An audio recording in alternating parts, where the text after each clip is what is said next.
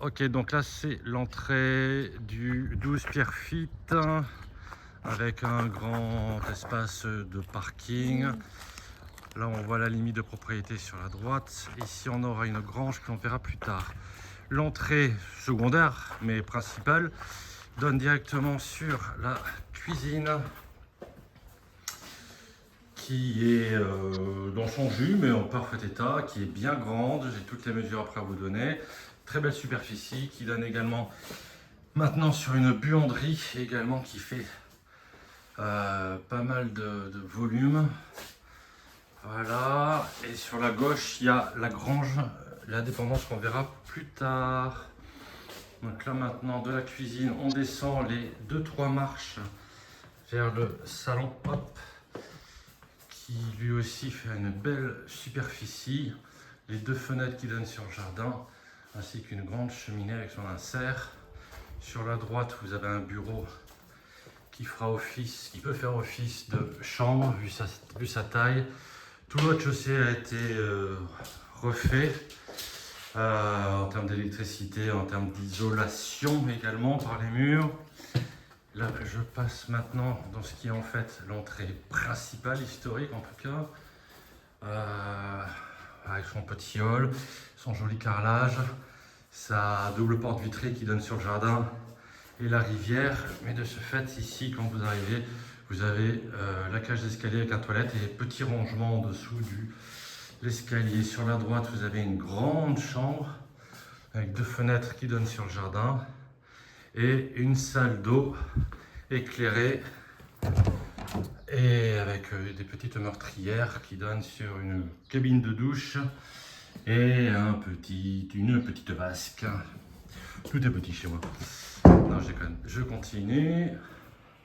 On réarrive dans le palier central. On monte les quelques marches d'un très bel escalier, tout en pierre. Je vous assure qu'il ne va pas s'écrouler tout de suite. Un petit palier qui donne en face de vous sur une deuxième salle d'eau avec un WC sani-broyeur et un petit balcon, à la fois tout mignon, qui donne sur la rivière et on a une petite visibilité sur le jardin et même chez les voisins. Sa cabine de douche en bon état. Le palier du premier. On va sur le côté. On trouve une grande chambre qui résonne parce que c'est vide, d'une trentaine de mètres carrés, avec beaucoup de rangements, grand et profond, que vous pouvez voir ici jusqu'en haut. Donc ça c'est la première chambre, une grande hauteur sous plafond. La fois je le mesure, tiens, il y a bien 3,10 là je pense. Sur la droite on retrouve la master bedroom, encore plus grande celle-là, je crois que c'est 32 mètres carrés, avec les rangements au fond et avec en enfilade une troisième chambre à l'étage, plus petite. Et là, tout ce premier étage n'a pas été rénové en termes d'isolation. Il y a quelques traces au plafond, mais qui ont toujours existé. En tout cas, c'est pas dû à une infiltration récente. Et là, ici, il y a tout à refaire en termes d'isolation, d'électricité aussi éventuellement.